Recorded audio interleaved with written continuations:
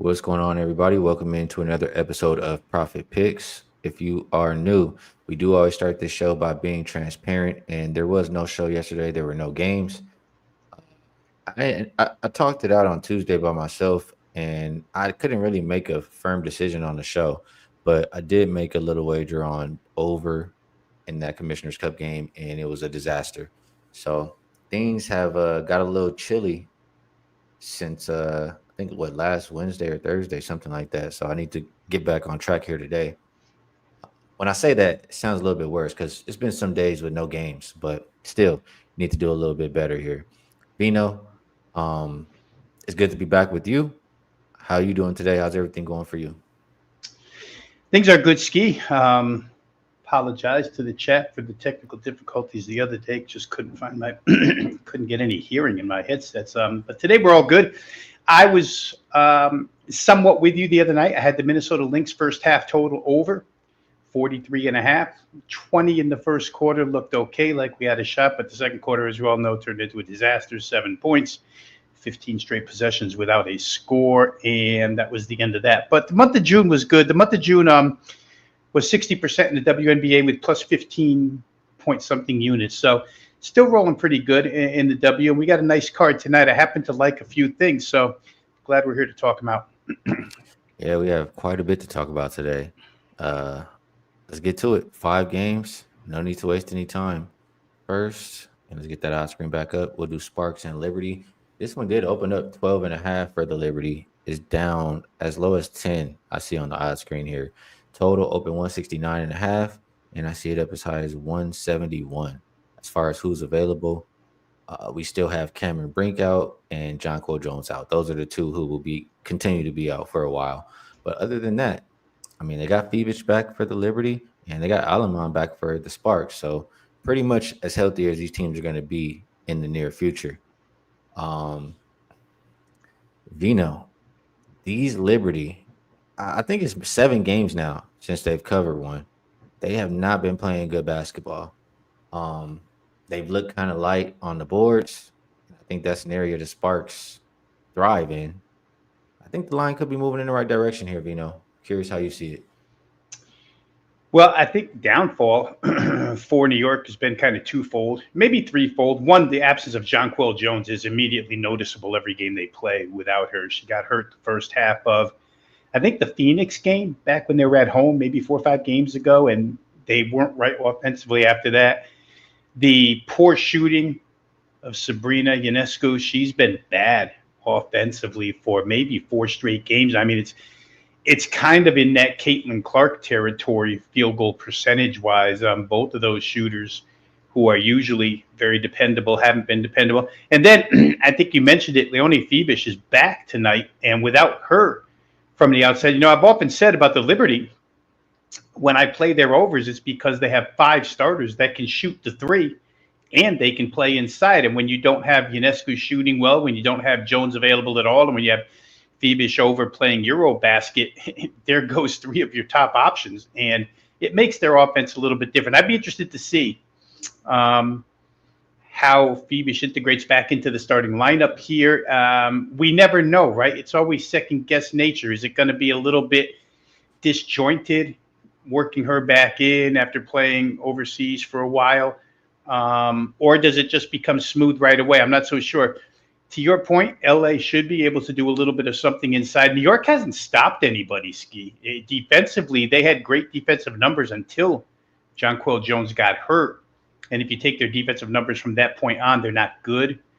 They're basically getting outscored by people, or by teams. I would, it's hard to play a Sparks game under ever. This one's up 170 and a half. It scared me away a little bit, so I don't have a solid stance on this game. But to me, I would think that it probably finds its way real close to that. If I had to play the side, it might take a half for New York to get going. So I might try LA right away, first half. But again, I just don't have a real good feel for either team or total in this game. Well, I think that it is still too many points. I mean, I understand and I agree with the point of you getting another shooter back on the floor. That's what they desperately need, especially if you're going to win by margin. But I mean, they won one of the last 5 games. Can you at least just show me you could win first before you lay double digits here? That's just kind of how I feel about this one. Real quick, to Skee on the Sparks, waiving Odyssey Sims and Shea Petty both because Julie Alamon is back. We'll see if, maybe Kelsey Plum just plays 30 minutes and not happy with me leaning a little bit here. um, maybe Kelsey Plum just takes over at the point for the most part here. We'll see. But I was surprised that they cut both point guards. I guess you have to make room for Alamon's presence, but I know you had said before maybe Odyssey Sims trying to force her way out. She did come back and play 17 minutes the most recent game, but now they're without a couple point guards. Yeah, she that's what we call it now, right? She pulled a Bonner. She don't want to play no more. That's right. That's what we see from Odyssey Sims, I think maybe there. But question in the chat. I've seen it 2 times now from City by the Bay. It says, want to hear everybody's favorite WNBA player. I'll tell you really quick. His favorite is Kelsey Plum. My favorite is Satu Sabali. And if I have to give you a couple more, I like Paige Beckers and I like Jackie Young. Veno, any favorite for you? I'm always going to be pro UConn Skee because being from that area and following the Huskies program for so long. So I think Nafisha Collier definitely, she's just all around game is. And I know you're picking the WNBA MVP, real hard to pick her, but she's a Connecticut Husky, and she does play both ends of the floor, which really is rare to find. I too think Paige probably one of the better players, but I'll say this just for a player that I really like that's not necessarily the star of the team, but is a secondary player is Kelsey Mitchell. I think Kelsey Mitchell's phenomenal. Shooting the basketball, instant offense, gets to the rack. I kind of like her as well. So there you go. You got a few of everybody's looks and people in the chat chiming in as well. A lot of different players in the chat that people like out there. And shout out to my guy UCapper. He's tapping in. Got a chance to hang out with him while he was in Vegas for a little bit. Hopefully you made it back home safely. And it's always good to kick it with you. We'll get it going again next time as well. All right. Next game up here, we're gonna go Aces and Fever. And this one, big move. Open -1.5 for the Aces. Now see it pretty much 4.5 is the consensus. Total, not so much movement there. Open 163.5. And I mean, I can call it that same, maybe 163 right now. As far as who's available. No Caitlin Clark, no Demiris Dantes for the Fever. And the same too. I mean, Gustafson is game time at least now, but Parker Tyus is out. Veno, it's a new day. Hopefully, I think it might have cut out there, but it's a new day in Las Vegas. We no longer have to rely on pink shoes to play the whole game. I mean, they traded for Nalissa Smith, so that should be good. Should balance them out a little bit over there. You have the Fever. I mean, both teams are 8-8. The Fever coming off that big Commissioner's Cup win. I don't know. Do you think they have a little bit of a letdown here, or are you still looking towards their way? I do think where intensity and energy is concerned out of the Fever, you would have to expect a letdown. They put everything into that game the other night to win the Commissioner's Cup. I mean, look at some of those locker room scenes, champagne, dancing, as if they had won the title. So I would expect that, the effort they gave the other night, maybe you get 80% of that tonight in front of the home crowd, 75%, but it'd be less than what they did against Minnesota, which was phenomenal. Which defense do you like, Skee? Las Vegas or Indiana's?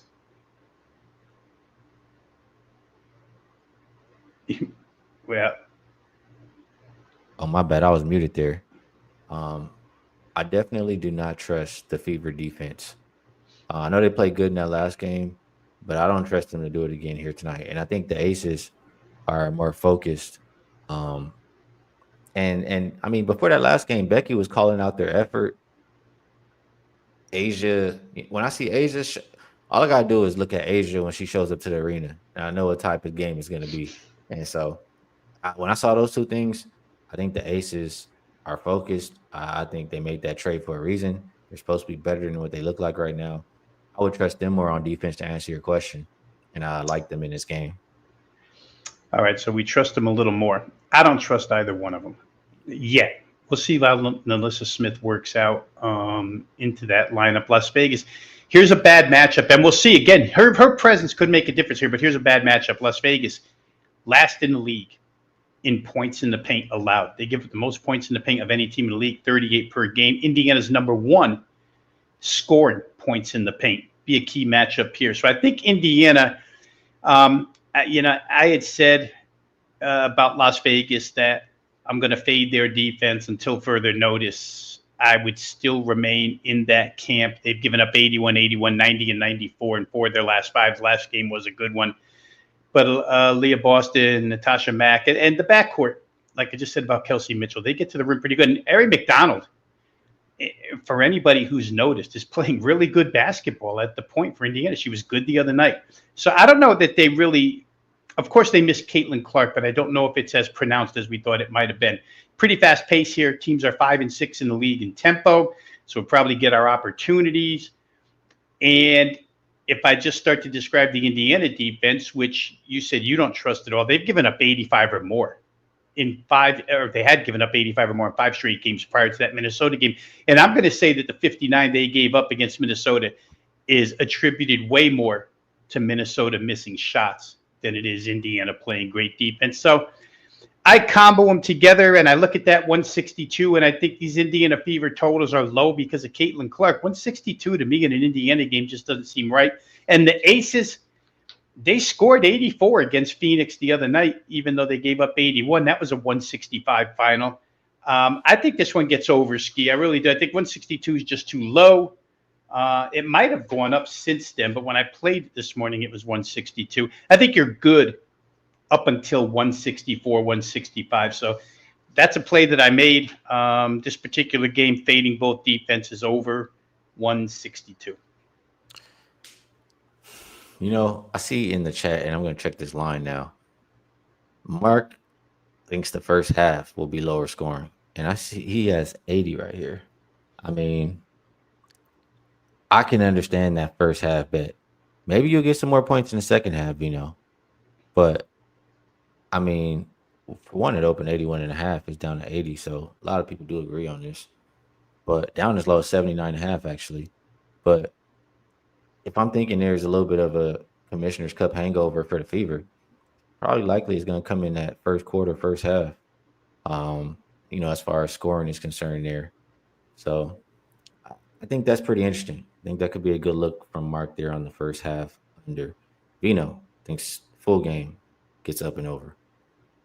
I think the Aces give them a little spank tonight. That's what I think. All right, next game up, Mystics and Lynx. We'll go. Or I'm sorry, that's wrong. But we'll go to Mystics and Lynx anyway. My bad. I skipped one, or I skipped a couple. But we'll do it anyway. It opened minus 11 and a half for the Lynx. And I'm sorry, it opened minus 12 and a half for the Lynx, and it looks like 11 and a half. Total open 159 and a half, and it's as low as 155. Injury report, have to look at that. For the Mystics, Shug Sutton, it's still game time decision. That's a big piece for them. One of the guards who can shoot, score. She's just a big piece for them, in my opinion. And then for the Lynx, they are missing Carly Samuelson and then Griffin there for them. So this is a little bit of the other side, right? The team that lost the Commissioner's Cup. And I mean, the Mystics, they're coming off a pretty poor game too. Just really poor effort out the gate versus the Wings, and just couldn't really rally back from being down 24. So both teams should be motivated to bounce back here. The team that loses Commissioner's Cup usually does win the game, but doesn't mean they cover. Don't have to win by 11 and a half. And that's kind of what I'm worried about here, Vino.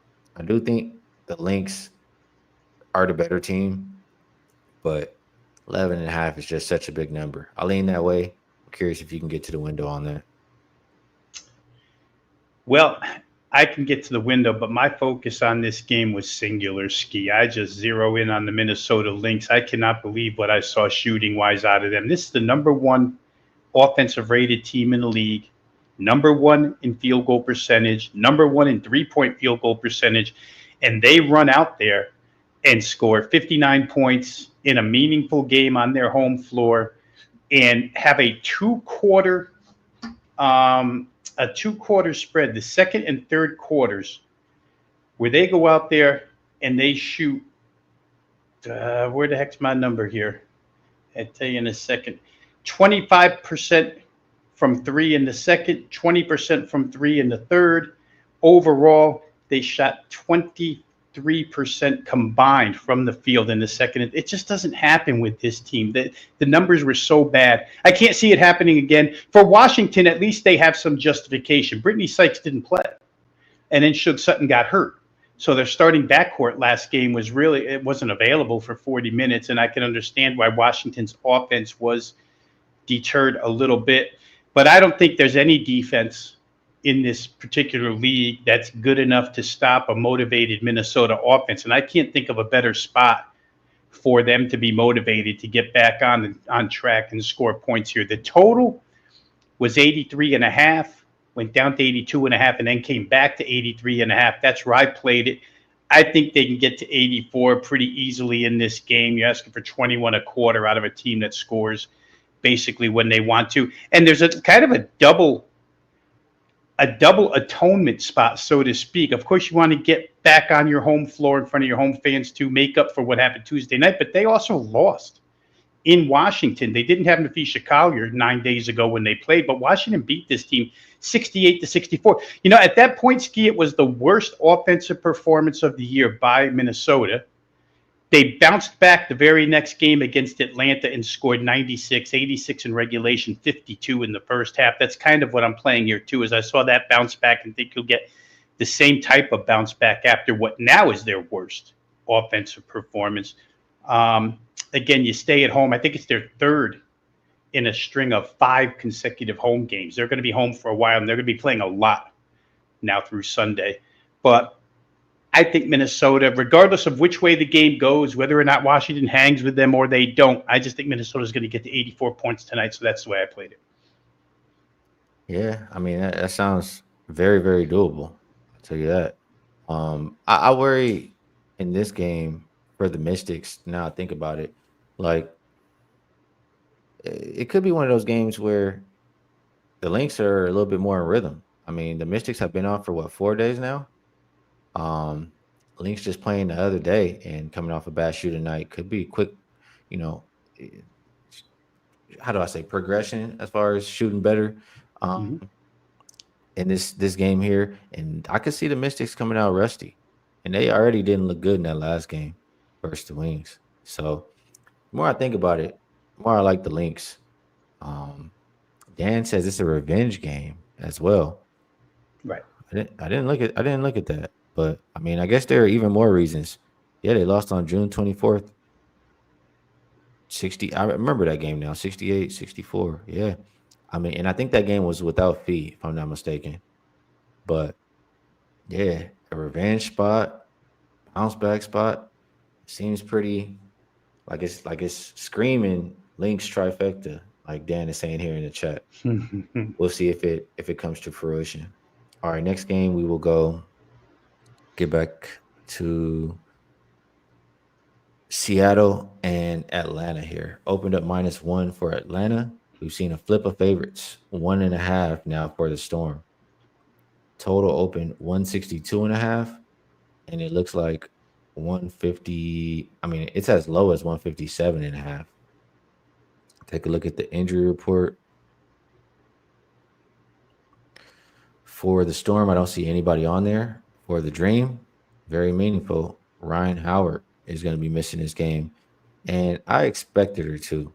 Um, yeah, I expected her to because her arm was in a sling a couple days ago, so I wasn't expecting her to be out there. You know, the first thing that stands out to me in this game is, well, I'll tell you like this. This is how I thought. I said, man, Storm coming off of a pretty bad loss to the Valkyries, right? And the Dream coming off of a nice win versus Liberty. Really want to back the Storm there. That was my initial thought. And then I think a little bit more, and I'm like, Ryan Howard's not going to play. Maybe I should just bet it now. I know the line's going to move. Like, I don't know. Something just don't feel right. I feel like they're begging me to take the Storm at the current number. I, and then it starts to flip all the way to -1, 1.5. And then Ryan Howard is officially ruled out. It probably moved a little bit because she was questionable, but she's officially ruled out, and it doesn't go up. It sits at 1.5 and just doesn't move at all. I don't know. Everything about this game just feels like they're begging me to take the Seattle Storm. And if you talk to me enough, I don't like going to the window when I feel like they're begging me to take it. The Dream have been really good at home. I mean, they're still talented. If the Storm overlook them, and the Storm haven't been a good road team in previous years. So this season they're just 500. I don't know. It feels fishy, feels trappy. For those reasons, I'll lean towards the Dream on this show. What do you think, Vino? Well, I'll lean on Seattle, but not to win the game. I'll lean on them to score 80 points. I could almost take what I said about Minnesota and substitute Seattle. Seattle, like you say, that Valkyries game, 20 of 74, 27% from the field against Golden State. I mean, you have that forward tandem of Gabby Williams and NECA, who had been on an absolute tear lately, but they only scored 10 points combined. They go 4 of 21. It's not going to happen again. At least in my mind, it won't happen again to them. That offense, we've said it a lot of times on this show, since they inserted Erica Wheeler into the point guard role, there's some numbers on this team. 6 of their last 8, 86 plus. In those 6, prior to that last game, they were averaging 90 points a game. Win or lose, they were scoring. And Atlanta hasn't been the stingiest defense of all. And Ryan Howard's one of their better defenders. Atlanta allowed 80 plus in 5 of their last 6 games. Atlanta's actually, we talked about this last week too, they had made their way all the way to the top of 3-point makes per game in the league. All of a sudden, Atlanta was right up there, top 3 in a lot of offensive categories because they had been on an offensive roll. It really had nothing to do with their defense, had a lot to do with their offense and their scoring options. But you take Ryan Howard out, not only do they suffer a little bit offensively, but I do think it hurts them defensively, especially, again, when you're talking about the 2 forwards on the other side, Gabby Williams and NECA. It's hard not to have Ryan Howard in there defensively. I think Seattle, again, a team that's been averaging a lot of points, a team that's been scoring really, really well, bounces back. It's kind of the same exact thing I said about Minnesota. And it's funny how some nights the card will fall this way, where you just get a lot of options to choose from. And for me, Seattle's gone down even more. The team total, I didn't think I was getting robbed at over 80.5, but now I see 79.5, and it's all due to the fact that they have to keep lowering the line, they have to keep lowering the total because Ryan Howard's out, and we know how injuries go in any basketball league. Money comes in and plays against injuries, so Atlanta could win, but I don't believe they're going to hold Seattle. In my case, I need 81 out of them. I don't think they'll hold Seattle under 81 tonight. I think Seattle will bounce back with a pretty good offensive performance. And their first half total, tell you the truth, Skee, is 38.5, the Storm. And, I mean, I went in and doubled back on this game and played their first half total over 38.5, thinking they could get to 39 in the first half. It's a team that probably is upset with the way they played against Golden State, and I think they'll score here against Atlanta. Atlanta hasn't been a great first half team, mostly second half for the Dream. This is a tough game. This is probably the toughest game on the slate today. I mean, it is the shortest point spread, it is the shortest point spread, so it makes sense. But you guys know where we're looking at, and we'll move it on over to the last game on the slate. This one is a big move. Mercury at the Dallas Wings opened up -6 for Phoenix. Now as high as 12.5 out there. Total open 167, still around there, 166.5. There are some injuries in this game. So for the wings, Maddie Seeger's been out. Arike Gumbawale is out. Dejanay is doubtful. Maisha Hines Allen looks like she's truly questionable. Then for Phoenix, Held has been out, and Musa game time decision. I think that Phoenix. I mean, it's a prime spot for them to bounce back. I don't even know how many players the Wings have available out there tonight, and I just really don't think they can defend anything Phoenix is doing. As long as Phoenix is focused, which they should be off of a loss, they should be able to name their number. So I can't bet it now at, the spread has doubled. I don't really want to get into that, but maybe a team total or something of that nature. Um, I can't look at the Wings in this game. What do you think here, Vino? Well, for the Wings, it gets a little tricky, Ski, because they're going to incorporate two players back into the lineup from Eurobasket, right? Tiara McCowan's back. They activated her. Giesel Soder, the center, also back for this game. So you get two bigs back into the lineup. But how they fare right off the bat is questionable. We don't know. It's funny that when Paige Beckers was out, I know the line moved in games where Paige was out, but I don't think it moved 6.5 points like it has for Arike. And maybe the offense can be a little bit smoother. That's hard to say because Arike she's such a big part of that offense, even if it's just shot taking. But I could see Dallas having a little bit of offensive trouble here with two new players having to play tonight in the lineup because of some absences and key absences as well. Where, as you mentioned, Phoenix, perfectly healthy, little bit of a get back situation for them. Not happy with that 84-81 loss to Las Vegas, where they were favored by, 6.5, 7 points in that game. So I could definitely see Phoenix, everything they had showed us up until that game. Obviously, it was enough to get you to the window to play them to win the entire NBA championship. I don't disagree with that at all. I do agree that they should probably bounce back here pretty strong offensively. Dallas just doesn't have enough defensive capability. It'll be a fast-paced game because Phoenix has found their way into, I think that either they're the number one or they're the number two tempo team in the league now. And you watch their games, and the commentators, the hometown commentators, will tell you that's all part of the plan now.